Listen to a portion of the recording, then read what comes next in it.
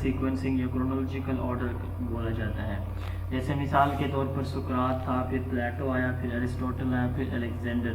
تو اب ہم ان چاروں ایجوکیشنسٹ کو ان کے ایئر وائز جو ہے ان کی برتھ ڈیتھ کے حساب سے ان کو سیکوینس میں ارینج کریں گے ٹائم کے لحاظ سے. تو اس کو کرونولوجیکل سیکوینسنگ کہا جاتا ہے. نوولٹی، ایسی سچویشن جس میں ہم اسٹوڈنٹ کے ساتھ کوئی ایسی چیز شیئر کریں جو ان یوزول ہو، جو ان کے لیے ٹوٹلی ڈفرینٹ، ٹوٹلی نہیں ہے. مثال کے طور پر ابھی جو لوگ میری یہ ریکارڈنگ سن رہے ہیں تو آپ لوگ جو ہے وہ کوپی لواک سرچ کیجیے گا. یہ دنیا کی ایک مہنگی ترین کافی ہے، اور یہ بنتی کیسے ہے آپ بڑے حیران پریشان ہو جائیں گے اس کی پروسیسنگ کو دیکھ کے. یہ لازمی آپ نے گوگل پہ سرچ کرنا ہے، ابھی کر لیں لیکچر کو روک کے. اچھا، ایک اور میں اس طرح کی ایگزامپل دے دیتا ہوں کہ جو ویل ہے، ویل جو سمندر میں ہوتی ہے، تو اس کی جو وومنٹ ہوتی ہے وہ دنیا کی ایک مہنگی ترین پروڈکٹ ہے. ٹھیک ہے، اب یہ بھی آپ سرچ کر سکتے ہیں گوگل پہ. تو اس طرح کی چیزیں جو ان یوزول ہوں، جو بچوں کے اندر کیوریوسٹی ڈیولپ کریں کہ اچھا کیا ہوگی ویل کی وومنٹ، وہ دنیا کی کوئی مہنگی ترین چیز ہے کیسے. اب آپ دیکھیں گے جب تو آپ کو واقعی پتہ چلے گا کہ واقعی وہ دنیا کی مہنگی ترین چیز ہے. اسی طرح ہرن ہے، اس کی ناف میں اس کا پسینے کی جو میل جمع ہوتی ہے نا، وہ آپ سرچ کریں، وہ بھی دنیا کی ایک مہنگی ترین پروڈکٹ ہے.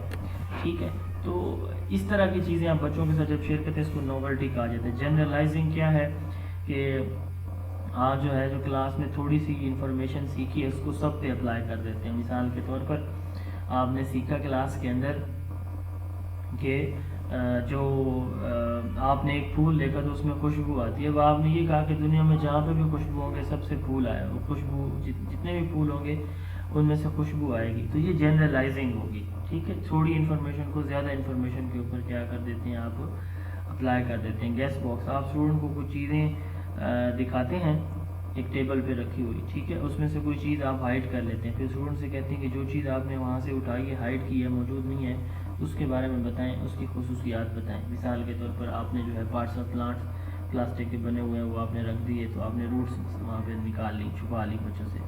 پہلے ان کو دکھایا، پھر روٹس چھپا لیں، پھر آپ بچوں سے کہیں گے کہ ہاں جی بتائیں اس میں کیا تھا، تو اس کی خصوصیات روٹس کے بتائیں، روٹس کا کیا کام ہوتا ہے. تو اس کو گیس باکس کہا جاتا ہے. دین آتے ہیں lots, lower order thinking skills, knowledge comprehension. یہ ہماری جو ہے وہ لوور آرڈر تھنکنگ سکلز ہیں. ٹھیک ہے، اچھا، اور higher order thinking skills, application, analysis, synthesis and evaluation, یہ ہماری ہائر آرڈر تھنکنگ سکلز ہیں.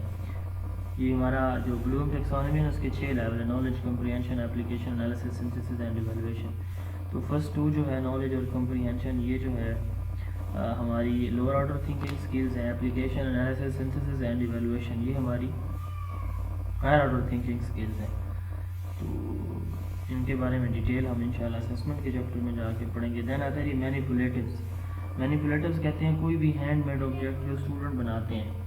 ٹھیک ہے، اسٹوڈنٹ یوز کرتے ہیں ہینڈ میڈ آبجیکٹ، کوئی بھی ہاتھ سے بنی کوئی بھی چیز جو اسٹوڈنٹ اپنی کلاس میں اپنی ٹیچنگ لرننگ کے لیے یوز کرتے ہیں اس کو مینیپولیٹیو کہتے ہیں. Handmade object used in the classroom to allow students to make connection to the concepts through touch.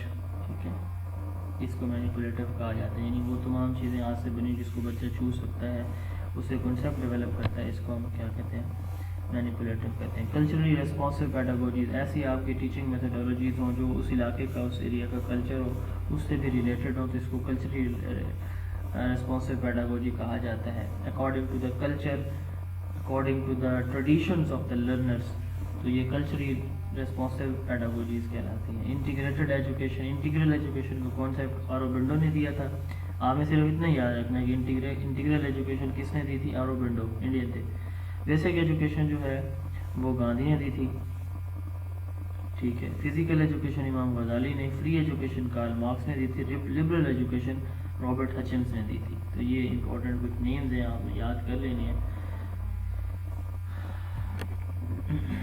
باقی یہ آپ انٹیگرل ایجوکیشن کی ڈیٹیل آپ بے شک نہ دیکھیں، اس کو اسکپ کر سکتے ہیں. کلیکٹیو نوٹ بک، ایسی نوٹ بک جو اسٹوڈنٹ نے خود جو ہے وہ تیار کی ہو، بڑی سائز کی نوٹ بک ہوگی، گروپ آف اسٹوڈنٹ مل کے، یعنی 2 4 5 اسٹوڈنٹ مل کے اس نوٹ بک کو تیار کر رہے ہوں تو یہ کلیکٹیو نوٹ بک کہلاتی ہے. اسپیلنگ نوٹ بک، ہم جو ہے اپنے بچوں کو ڈیفیکلٹ ورڈز اور ان کے میننگ سمجھاتے لکھواتے ہیں اسکولس کے اندر، انگلش میں جیسے ہے، تو اس کو ہم کیا کہتے ہیں، اسپیلنگ نوٹ بک کہتے ہیں. جس میں اسپیلنگ لکھے ہوتے ہیں، یعنی ڈیفیکلٹ ورڈز، ان کے میننگز جو ہے تاکہ بچہ اس پہ گریپ حاصل کر لے. اس کو اسپیلنگ نوٹ بک کہا جاتا ہے. انوینٹڈ اسپیلنگ, جب بچہ انگلش لکھ رہا ہوتا ہے تو سم ٹائم وہ غلطی کرتا ہے, اس کو لگتا ہے کہ ٹھیک ہوتا ہے لیکن وہ اسپیلنگ ہوتے غلط ہیں, تو ان اسپیلنگس کو انوینٹڈ اسپیلنگ کہا جاتا ہے. بگ بکس, بڑے سائز کی بکس, لارج سائز کی بکس جس میں بڑا ٹیکسٹ سائز بڑا ہوتا ہے, پکچرز بڑی ہوتی ہیں, تو ان کو بگ بکس کہا جاتا ہے.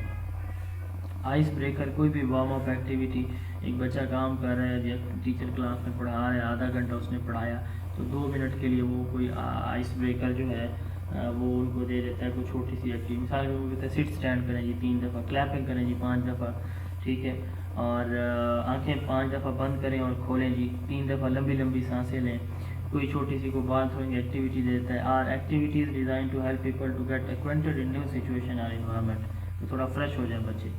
ریپس, جو سانگز لکھتے ہیں بچے ان کو ریپس کہا جاتا ہے. جو پوئمز بچے لکھتے ہیں ان کو بایو پوئمز کہا جاتا ہے. اور جو ریٹن ورک, کوئی ایسے, کوئی کمپریہنشن, کوئی پیراگراف بچے لکھتے ہیں تو اس کو کمپوزیشن کہا جاتا ہے. پیئر ٹیوٹورنگ, جب 2 بچے جن کی ایج سیم ہو, یعنی کلاس میٹ جب ایک دوسرے کو پڑھاتے ہیں, اس کو پیئر ٹیوٹورنگ کہا جاتا ہے. ایک بچہ ایک بچے کو جب پڑھائے گا. پیئر کویسچننگ, جب 2 بچے ایک دوسرے سے سوال جواب کریں گے تو اس کو پیئر کویسچننگ کہا جاتا ہے. پیئر ورک, 2 بچے جب مل کے کوئی کام کر رہے ہوں گے, کوئی کسی ٹاسک کو پرفارم کر رہے ہوں گے, تو اس کو پیئر ورک کہا جاتا ہے. لولابائی از اے سانگ, ہمارے اپنے بچوں کو لوریاں سناتی ہیں, وہ لوری کو لولابائی کہا جاتا ہے. اس کے بعد ہے class room climate. Class room climate سے مراد یہ کہ کلاس کے اندر اب جتنی intellectual, social, emotional, physical environment ہے وہ ہمارے کلیکٹیولی کلاس کلائمیٹ کہلائیں گے.